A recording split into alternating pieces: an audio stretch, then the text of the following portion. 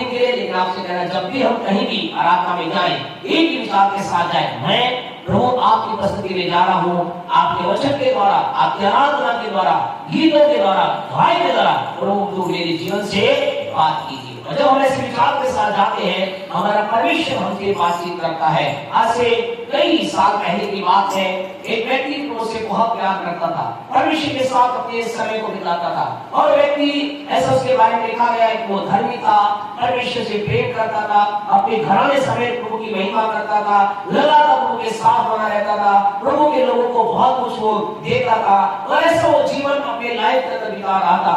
ऐसा वो जीवन बिता रहा था। एक दिन ऐसा हुआ, जो प्रार्थना के अंदर था, परमेश्वर की उपस्थिति, या यूं कहें परमेश्वर का स्वर्गदूत उसके सामने उपस्थित हुआ, और स्वर्गदूत ने कहा, तेरी प्रार्थना, तेरे जो दान है परमेश्वर ने स्मरण किए हैं, जो तो जीवन जी रहा है परमेश्वर ने उसके परमेश्वर से देखा है। आपसे कहना चाहते प्यारे परमेश्वर हो, कई बार हमें ऐसा लगता है, आज शायद आप सोचते हैं हमने प्रार्थना रखी है, कौन देख रहा है, कौन क्या कर रहा है, लेकिन आपसे कहना चाहते हैं परमेश्वर देख रहा है। आज शायद इसका प्रतिफल आपको दिखाई ना दे, लेकिन आने वाले दिनों के अंदर आप इस बात को देखेंगे, परमेश्वर एक बड़े प्रतिफल के रूप में, इस सभा के प्रतिफल के रूप में आपके जीवन में, आपके परिवार में कार्य करेगा। आपके केवल आप लोगों से कहना चाहते हैं कि आप जो अपने अपने घरों से यहाँ पर आए, आप में से प्रत्येक से कहना चाहते हैं, परमेश्वर हम जो कुछ भी परमेश्वर के लिए करते हैं, जो समय हम प्रभु के लिए निकालते हैं, जो धन प्रभु के लिए हम देते हैं, जो परमेश्वर के लिए हम समर्पण करते हैं, और जो कुछ भी परमेश्वर के लिए करते हैं, परमेश्वर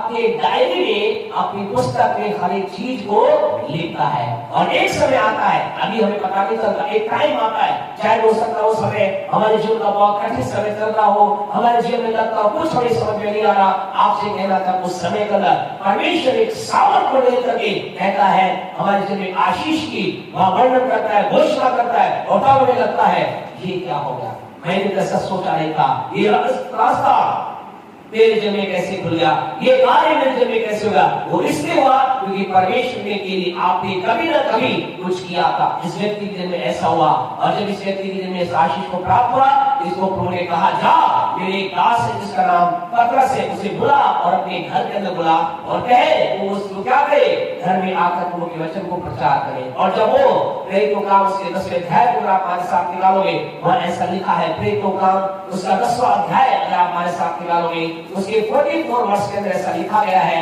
पतरस नाम का व्यक्ति वो उस घर के अंदर आया, उस परिवार के अंदर आया, उस घर के अंदर आकर उसने प्रचार करना। 44 पतरस ये बातें कह नहीं रहा था, हाँ जी, कि पवित्र आत्मा वचन के सब सुनने वालों पर उतर आया। ऐसा लिखा है, परमेश्वर का पतरस ऐसी बातें कह ही रहा था, वचन प्रचार कर ही रहा था। ऐसा लिखा है, परमेश्वर का आत्मा हर एक वचन के सुनने वाले पर उतर आया। आज की शाम आपको हम क्या कहना चाहते, कहना ये चाहते हैं, आपको नहीं मालूम क्या कुछ होगा, लेकिन आपसे कहना जब वचन का प्रचार किया जाता है, परमेश्वर का मोमेंट उस जगह पर होता है, परमेश्वर का चलन वहां पर होता है, परमेश्वर का कोई कार्य वहां पर होता है। ऐसा लिखा है, पतरस बात क्या कह रहा था, पतरस ये बातें कही क्या था कि क्या हुआ, पवित्र आत्मा किस पर उतरा, वचन के सब सुनने वालों पर उतर गया। आज की शाम आपसे कहना चाहते, आइए जो आप वचन को सुन रहे हैं, अपेक्षा करें परमेश्वर का कुछ मूवमेंट, परमेश्वर को चलन आपके जीवन में होने पाए, परमेश्वर के चलन आपके जीवन में होने पाए, क्योंकि जब जब वचन आएगा परमेश्वर कुछ काम करेगा, जहां जहां वचन का प्रचार किया जाएगा परमेश्वर का कार्य वहां पर होगा। और आज की शाम आपके साथ कुछ वचनों की बातें हम शेयर करना चाहते हैं, और हम विश्वास करते हैं आज परमेश्वर अपने वचनों के द्वारा न केवल आपके जीवन में, हम जितने लोग यहाँ बैठे हैं हमारे जीवन में, लेकिन परमेश्वर मेरे जीवन में काम करेगा। हालेलुया, क्योंकि परमेश्वर का वचन ऐसा लिखा है, परमेश्वर का वचन दो-धारी तलवार से भी चोखा है, वो सुनने वाले के जीवन में काम करता है, बोलने वाले के जीवन में काम करता है, वो सुनने वाले को भी आशीष देता है, बोलने वाले को भी आशीष देता है, वो सुनने वाले के जीवन में सामर्थ मिलता है, बोलने वाले के जीवन में सामर्थ मिलता है। तो हम जब भी वचन को बोलते हैं हम तो बहुत उत्साहित होते हैं, हम विश्वास करते हैं आज आप भी कह रहे हैं, हम भी उत्साहित है सुनने के लिए, अगर आप सुनने के लिए उत्साहित है तो हम बोलने के लिए उत्साहित है, क्योंकि कुछ हमें जीवन के अंदर आज होगा, आपके जीवन में भी होगा। आइए हम प्रभु के वचन में से एक दो बातों को हम जल्दी से देखेंगे। उत्पत्ति की पुस्तक उसका 26वां अध्याय, बुक ऑफ जेनेसिस चैप्टर 26, 26 का 12 मेहरबानी से पढ़े, और कोई वर्ष 1 1:11 पढ़े। उत्पत्ति 26:12, व्यवस्था विवरण 1:11। हाँ जी। फिर इसहाक ने हाँ जी। उस देश में जोता बोया हाँ जी। और उसी वर्ष में 100 गुना फल पाया उसी वर्ष उसने 100 गुना फल पाया और यहोवा ने उसको आशीष दी। और यहोवा ने उसको आशीष दी। एक और वचन पढ़े, व्यवस्था विवरण 1:11 पढ़े, क्या कहता है? तुम्हारे पितरों का परमेश्वर तुम्हारे पितरों का परमेश्वर तुमको 1000 गुना और बढ़ाए तुम्हें 1000 गुना और बढ़ाए और अपने वचन के अनुसार हरी तुमको आशीष भी देता रहे। Praise the Lord. यहाँ पर दो घटनाएं हैं। आपसे कहना चाहते बाद में आप आराम से बच्चों को पढ़ना। उत्पत्ति 26:12 और व्यवस्था विवरण 1:11। यहाँ दो बातें लिखी गई। एक बात ऐसा लिखा गया है कि वहां पर किसी व्यक्ति ने कुछ किया और उसे कितना प्रतिफल मिला?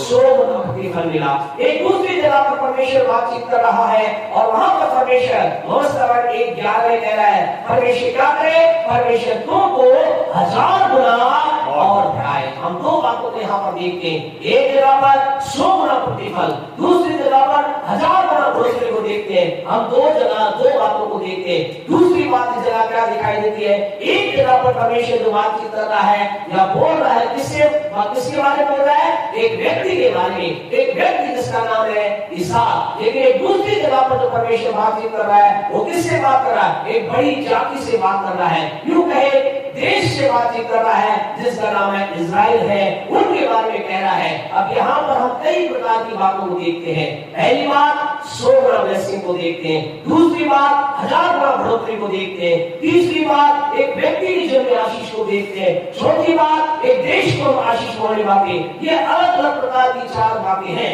लेकिन इन चारों बातों के अंदर एक बात कॉमन नजर आती है। जानते हो क्या बात है? वो कॉमन ये है, इन सारी चीजों के अंदर एक है 100 गुना देने वाला, 1000 गुना देने वाला, व्यक्ति को आशीष देने वाला, देश को आशीष देने वाला। इन चारों जगहों पर एक है जो कहलाता है परमेश्वर। आपसे कहना चाहते हैं हर एक जगह पर एक है जो कार्य कर रहा है, 100 गुना आशीष दे रहा है, 1000 गुना आशीष दे रहा है, व्यक्तिगत आशीष दे रहा है, सामूहिक आशीष दे रहा है, देश के रूप में आशीष दे रहा है। आज की रात आपसे कहना चाहते हैं, आप यहाँ पर एक अकेले रूप में बैठे होंगे, परिवार के कौन से बैठे होंगे, या एक जाति के रूप में बैठे होंगे, या एक समूह के रूप में बैठे होंगे, आप और मैं आज की रात 100 गुना और 1000 गुना आशीष प्राप्त कर सकते हैं। हालेलुया। हम अपने लाइफ में 100 गुना और 1000 गुना ब्लेसिंग को प्राप्त कर सकते हैं, क्योंकि उस इसहाक का परमेश्वर आपका और मेरा परमेश्वर है।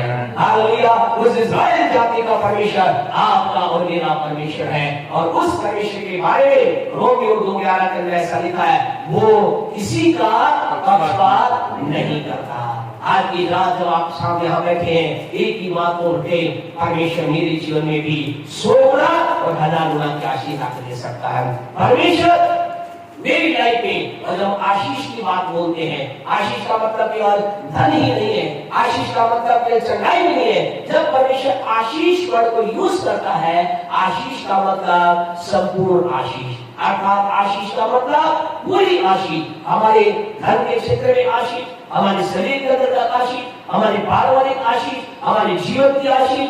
कई जगहों पर क्या है, कई परिवारों के अंदर आप में से हमसे ज्यादा उम्र के लोग आप भी जाते, कई जगह पर क्या है, बहुत बड़ा घर होता है, मकान होता है, लेकिन क्या है, मकान घर तो बहुत है, लेकिन कभी भी एकजुट होकर वो एक जगह पर नहीं बैठते हैं। पत्नी का वो इधर है, पति का वो उधर है, बच्चों अपनी राह पे चल रहे हैं। हम कहें ये आशीष नहीं है, ये एक ब्लेसिंग नहीं है। कई जगहों पर आप उन्हें देखते हैं, कई प्रकार की बातें, बहुत मेहनत लोग कर रहे हैं, बहुत कुछ कर रहे हैं, मेहनत 20 दिन, एक कहे 30 दिन के अंदर 60 दिन के बराबर काम कर रहे हैं, यानी कि डे और नाइट ड्यूटी कर रहे हैं, यानी पूरे महीने दिन और रात ड्यूटी कर रहे हैं। लेकिन जब वो तनख्वाह का समय आता है तो जो तनख्वाह आती है थोड़ी समय खत्म हो जाती है। ये भी आशीष नहीं है। आपसे कहना चाहते हैं, हमारा परमेश्वर जो आशीष की बात करता है वो कहता है, मैं तुझे धन की आशीष दूंगा, मैं तुझे परिवार की आशीष दूंगा, मैं तेरे घर में शांति को लाऊंगा, मैं तेरे जीवन में शांति को लाऊंगा और नाम गिरता दूंगा।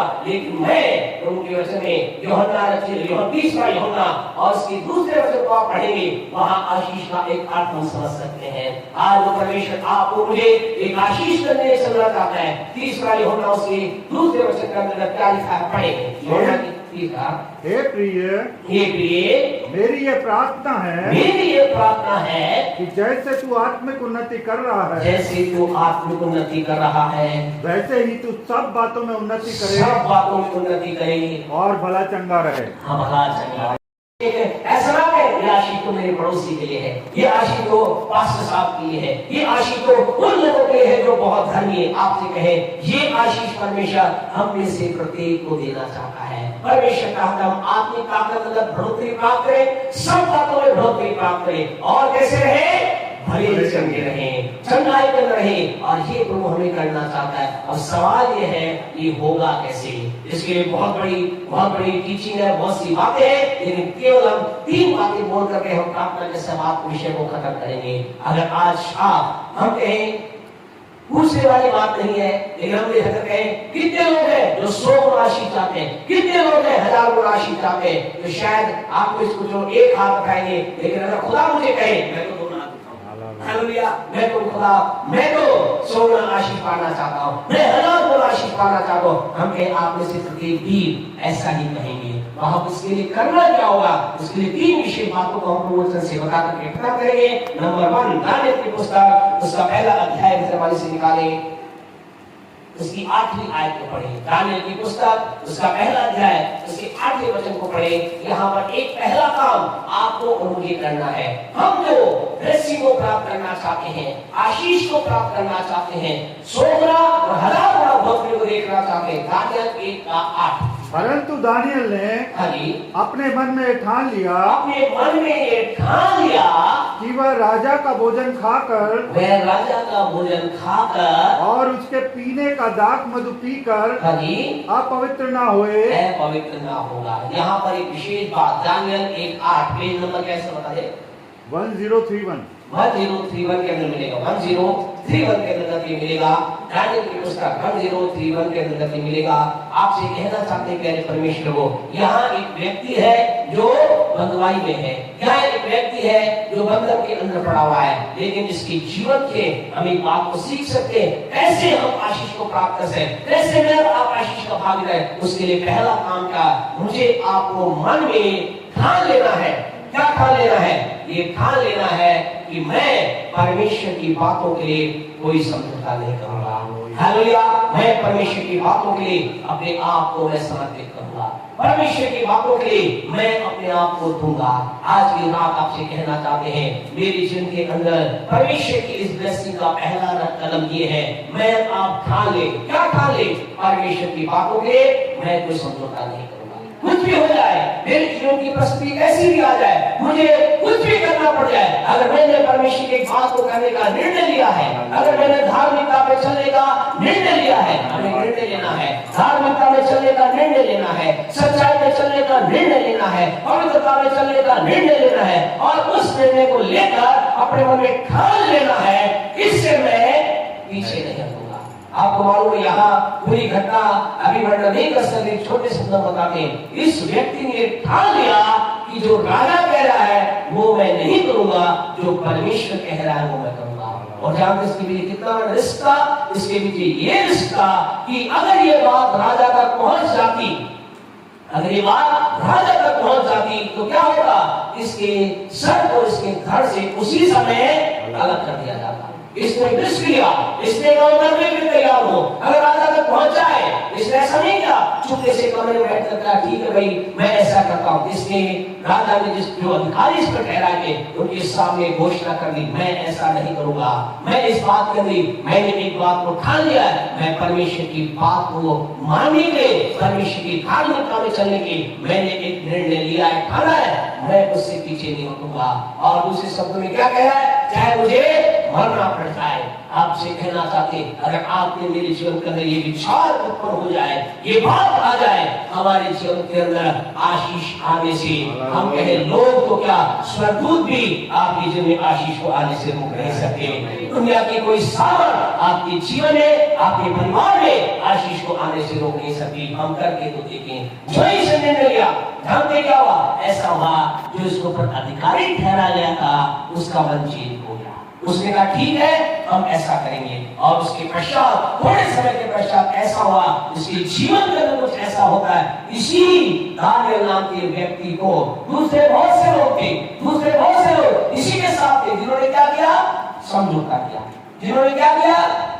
बोले ठीक है, मरने से अच्छा है गलत काम कर लो। कई बार ऐसा होता है, कई लोग ऐसा कहते हैं, कुछ झूठ बोलने में कोई दिक्कत नहीं, जिससे किसी की जान बचे। आपसे कहना चाहते नहीं, यानी परमेश्वर झूठ है, किसी की जान जाए या किसी की बचे, इसलिए नहीं। परमेश्वर की बातों से मुझे आपको समझौता करने की आवश्यकता नहीं। और जब इसने ऐसा किया, क्या हुआ? जिन लोगों ने समझौता किया, घर जाकर बाद में इसको डालने के पहले अध्याय को पढ़िए, समय बचाने के कारण बातों को नहीं बता रहे, लेकिन ऐसा लिखा है, जिन लोगों ने बताया, जिन लोगों ने समझौता किया, जिन लोगों ने गलत काम करने के लिए निर्णय लिया, जिन लोगों ने गलत रीति से काम करने का निर्णय लिया, ऐसा लिखा, उन सारे लोगों से ज्यादा, कितने ज्यादा?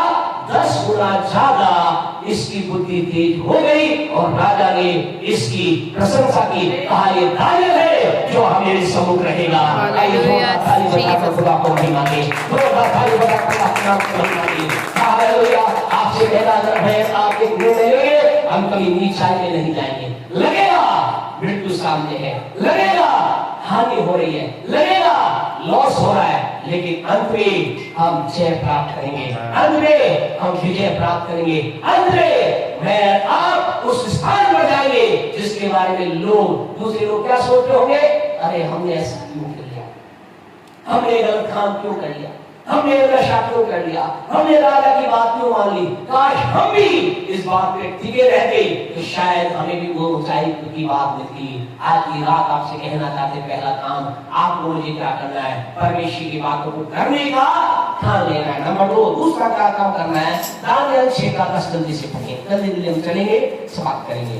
दानियल 6 का 10 पढ़े, क्या लिखा है? दानियल को मालूम हुआ कि उस पत्र पर हस्ताक्षर किया गया है। हाँ जी, पेज नंबर बोलते हैं करीब 1040 पुरानी में 1040। हाँ जी, जब दानियल को पता चला कि पत्र पर हस्ताक्षर किया गया है, तब वो अपने घर में गया, अपने घर के अंदर हो गया, जिसकी उपरोटी कोठरी की खिड़कियां, हाँ जी, यरूशलेम की ओर खुली रहती थी, हाँ जी, और अपनी रीति के अनुसार, अपनी आदत के अनुसार, अपनी हैबिट के अनुसार, जैसा वह दिन में 3 बार अपने परमेश्वर के सामने, हाँ जी, घुटने टेक कर प्रार्थना और धन्यवाद करता था, हाँ जी, वैसे ही तब भी करता रहा। यानी परमेश्वर को आपसे कहना चाहते, ना केवल हम निर्णय लेके रुक जाए, लेकिन क्या करें? उस काम को निरंतर करते चले जाएं। यह ऐसा लिखा है, इसमें निर्णय लिया, क्या निर्णय लिया? मैं दिन में 3 बार क्या करूंगा? घुटने टेककर प्रार्थना करूंगा, घुटने टेककर प्रार्थना करूंगा। और क्या है? ऐसा लिखा है, अपनी रीति के अनुसार ऐसा ही करता रहा, जीवन भर ऐसा करता रहा, जब तक ये रहा वैसा करता रहा। आपसे कहना चाहते, मुझे आपको परमेश्वर की बात को करने का ठान लेना है और फिर उसे लगातार निरंतर करते चले जाना है। फिर हमें रुकना नहीं है, फिर हमें नहीं कहना आज ऐसा हो रहा है, आज वैसा हो रहा है। कई बार कई लोगों को आप जानते हैं, वो बड़ा निर्णय लेते हैं, सभाओं में जब जाते हैं, मीटिंग में जब जाते हैं, संदेश को सुनते हैं, कुछ अच्छा यूट्यूब पे संदेश मिलता है, कहीं प्रभु का संदेश आता है, वो कहते हैं बस अब से मैं ऐसा ही करूंगा। लेकिन थोड़े समय के पश्चात क्या होता है? वो करते हैं और फिर रुक जाते हैं। आपसे कहना चाहते हैं, क्या होता है? उनके जीवन की जो आशीष है वो रुक जाती है। फिर कई लोग उनके जीवन को देखते हैं, ये कितना अच्छा व्यक्ति है, बहुत भला व्यक्ति है, प्रार्थना में भी जाता है, वचन भी सुनता है, चर्च भी जा रहा है, लेकिन इसके जीवन के अंदर वो बेचारे के जीवन में आशीष आई नहीं रही। आपसे कहना चाहते हैं, ना आने का कारण ये है, परमेश्वर नहीं है। ऐसा नहीं कि परमेश्वर आपको मुझे देना नहीं चाहता, परमेश्वर आपको मुझे देना चाहता है, लेकिन हमें निरंतर करते चले जाना है। ऐसा लिखा है, दानियल अपनी रीति के अनुसार दिन में 3 बार घुटने टेक कर प्रार्थना करता ही रहा। जीवन की परिस्थितियां कैसी भी हो, उसने अपने काम को नहीं रोका। नंबर 3, तीसरी आखिरी बात बोल करके हम बंद करना चाहेंगे। आज मैं आप 100 गुना 1000 गुना जैसे में चलना चाहते। तीसरी इंपोर्टेंट बात, दानियल 3 का 17, दानियल की पुस्तक उसका 3 का 17 मेहरबानी से पढ़ें। और वहां ऐसा लिखा है, क्या लिखा है? पढ़ें। हमारा परमेश्वर हमारा परमेश्वर जिसकी हम उपासना करते हैं, जिसकी हम उपासना करते हैं, वह हमको धधकते हुए भट्टे की आग से बचाने की शक्ति रखता है। वह हमें धधकते हुए भट्टे की आग से बचाने की शक्ति रखता है, सामर्थ रखता है, वो बचा सकता है। वरन हे राजा, वह हमें तेरे हाथ से भी छुड़ा सकता है। वह हमें तेरे हाथ से छुड़ा सकता है। हमारा परमेश्वर इतना सामर्थी है। परंतु यदि नहीं, अगर वो ना भी छुड़ाए तो भी हम झुकने वाले नहीं है। तीसरी इंपोर्टेंट बात है, परमेश्वर को बहुत महत्वपूर्ण बात है, बहुत इंपोर्टेंट शिक्षा यहाँ पर छिपी है, बहुत बड़ा रहस्य यहाँ पर छिपा है। तीसरी इंपोर्टेंट बात है, मेरे जीवन के अंदर आपको मुझे क्या करना है? धार्मिकता की, परमेश्वर की बातों में चलने का ठान लेना है। दूसरा, हमें लगातार चलना है। लगातार चलते चलते जीवन करने की ऐसी परिस्थिति आ जाए, कई बार लोग प्रभु के पास आते हैं, वो कहते हैं हम प्रभु के पास आए हैं, ये बीमारी है और ठीक हो जाए, ठीक हो जाए, ठीक हो जाए। वो प्रभु को जानते हैं, प्रभु के निर्णय लेते हैं। एक समय ऐसा आता है, लंबे समय से समस्या खत्म नहीं होती, तो क्या कहते हैं? क्या पता प्रभु ठीक करेगा या नहीं करेगा, अब मैं ये रास्ता नहीं वो रास्ता अपनाता हूं। आपसे कहना चाहते, वो अपनी आशीष के बस आखिरी कदम पर होते हैं और लौट जाते हैं। लेकिन हमारा निर्णय ये होना चाहिए, हमारा आपका निर्णय ये होना चाहिए, मैं परमेश्वर के कार्य के अंदर मैंने जो प्रभु को आदर, प्रभु को महिमा देना प्रारंभ किया, मैं देता रहूंगा।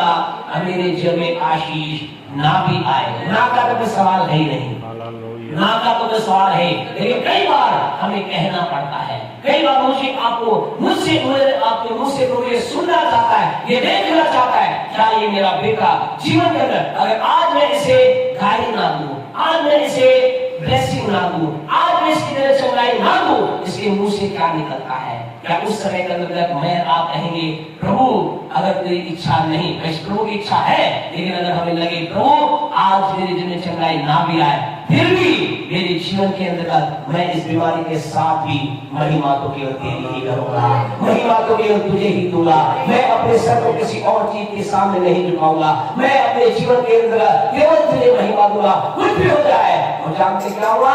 इन लोगों ने जब ऐसा कहा, इन्हें धधकते हुए आग के भट्टे में डाल दिया गया, और जब डाल दिया गया तो क्या हो गए? उस आग के अंदर तीनों जल करके खत्म हो गए। ऐसा नहीं हुआ, ऐसा नहीं हुआ।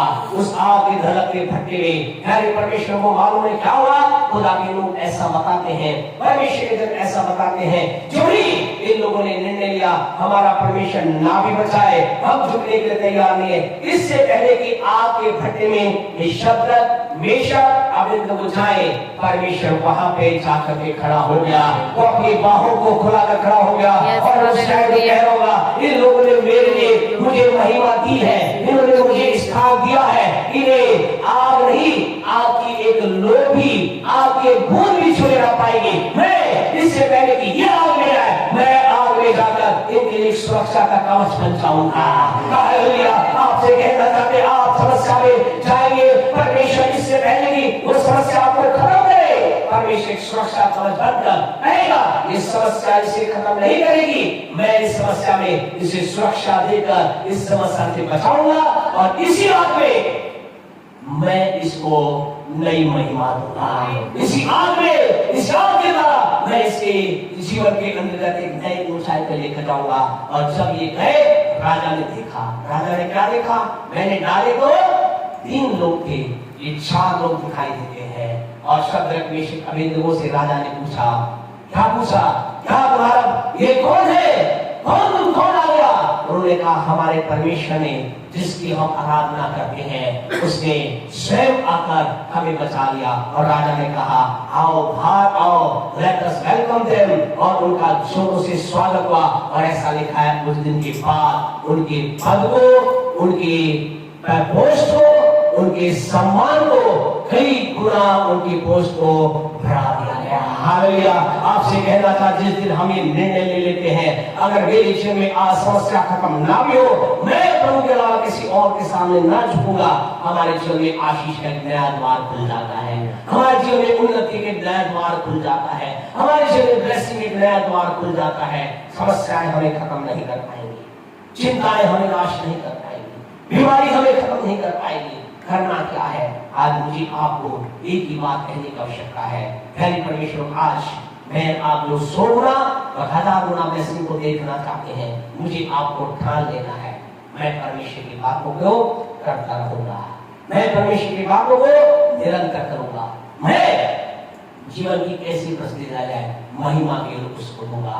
अगर आप और मैं ऐसा करेंगे जैसा इनके साथ हुआ, शद्रक मेशक अबेदनगो के साथ हुआ, दानियल के साथ हुआ, इसहाक के साथ हुआ, वह इस्राएल जाति के साथ हुआ, हम कहना चाहते अगली गवाही आपकी होगी, अगले व्यक्ति वो आप होंगे जो कहेंगे सच में मेरे परमेश्वर ने मुझे आशीष दी है, मेरे परमेश्वर ने मेरे परिवार की समस्या खत्म कर दिया, परमेश्वर ने मेरे बच्चों की समस्या खत्म कर दिया, परमेश्वर ने मेरे पति की समस्या खत्म कर दिया, परमेश्वर ने मेरी पत्नी की समस्या खत्म कर दिया, परमेश्वर ने मेरे बिजनेस की समस्या खत्म कर दिया। हमारा परमेश्वर आएगा और हमें हर प्रकार की समस्या छुटकारा देगा।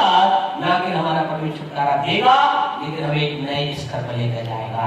परमेश्वर ऐसा इसलिए करना चाहता है, बोले मेरे लिए करना चाहता है, आपके लिए करना चाहता है, आपके जीवन के लिए करना चाहते हैं। इसका कोई महत्व नहीं आपकी समस्या कितनी बड़ी है। वो परमेश्वर आपको आपके भट्टे से निकालेगा, जेलों की मान नहीं बचाएगा, और अकाल के समय ऐसा भी समय हो आपको ब्लेस करेगा। आइए अपनी आंखों को बंद करें। इस समय अपने जीवन के देखें, क्या आपने ठान रखा है कि मैं परमेश्वर की बातों के लिए कोई समझौता नहीं करूंगा, करूंगी। यदि ऐसा है, हाँ, बहुत जल्द इस आशीष को अपने जीवन में देखने वाले हैं। यदि ऐसा नहीं है, आप समझौता करते हैं, संकट आता है, कष्ट आता है, परेशानी आती है, इधर भी घूम जाते, उधर भी घूम जाते, इसे भी मान लेते, उसे मान लेते हैं। आज की बात है, खुदा मुझे माफ कर, मैं आज के बाद समझौता ना करूं, मेरी सहायता करना। मेरे परमेश्वर के लोगों, दूसरी इंपोर्टेंट बात जो हमने देखी है, हम उसमें निरंतर बने रहे। कई बार ऐसा होता है, व्यक्ति निर्णय ले लेता है, लेकिन कुछ समय के लिए करता है, लेकिन आज कहीं मैं निरंतर करूंगा, करूंगी। तीसरी इंपोर्टेंट बात, कुछ भी हो जाए, मेरे जीवन के द्वारा प्रभु को महिमा मिलेगी। व्यक्ति को नहीं, मनुष्य को नहीं, चीजों को नहीं, संसारी बात को नहीं, मैं मेरे परमेश्वर को महिमा दूंगा। आज महिमा देते समय अगर मेरा नुकसान मुझे नजर आए, मुझे कोई आशीष नजर न आए, तो भी मैं मानूंगा तो मेरे प्रभु को। यदि ऐसा आपका निर्णय है तो आपको प्रभु के दास होने के नाते शॉर्ट दिलाना चाहते हैं।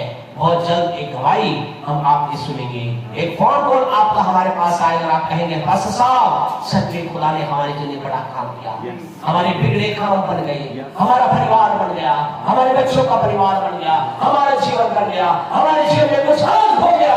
उस प्रार्थना के बाद हमारे जीवन में कुछ अलग हो गया। हम यहाँ पर आकर के कुछ समय बिताकर आने के लिए नहीं आकर चले जाने के लिए आए, हम इसलिए आए हैं कि आपकी जिंदगी परिस्थिति को चेंज होना ही पड़ेगा। आज कुछ अद्भुत होना ही होगा, और इसलिए आपको एक निर्णय लेना है। वो आपको बाहों में लेगा, वो आपको संभालेगा, आगे आगे चलेगा, वो आपके जीवन में बड़े काम करेगा। आपके जितने उनके काम है सारे बन जाएंगे। निराश ना हो, चिंता ना करें, परेशान ना हो। आज की रात आपसे कहना चाहते हैं, थोड़ा विश्वास करें, सब्र करें, परमेश्वर आपके लिए बड़े काम को करने जा रहा है। जीसस बुरा विश्वास करे, वो वफादार है, थोड़ा रख तू सबर, थोड़ा रख तू सबर, न जमाने से बुरा विश्वास करे, वो वफादार है, थोड़ा रख तू सबर, थोड़ा रख तू सबर, तेरी जिंदगी ढूंढी काम कर जाने, तेरी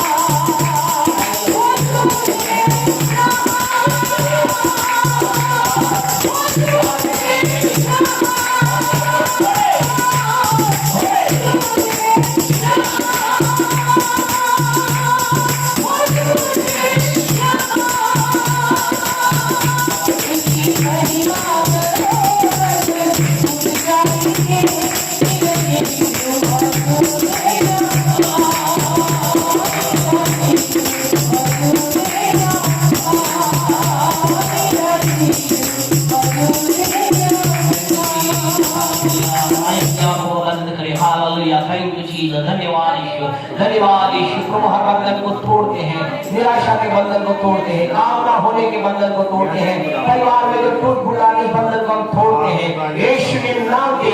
शैतान की हर चाल को, शैतान के हर कार्य को, शैतान की हर योजना को, शैतान की हर युक्ति को हम तेरे रात सोने के नाते जो अधिकार आपने दिया है यीशु के नाम से तोड़ते हैं। अब आपकी ओर से एक आजादी की घोषणा इस जगह पर करते हैं। आपको महिमा मिले, स्वाहा है।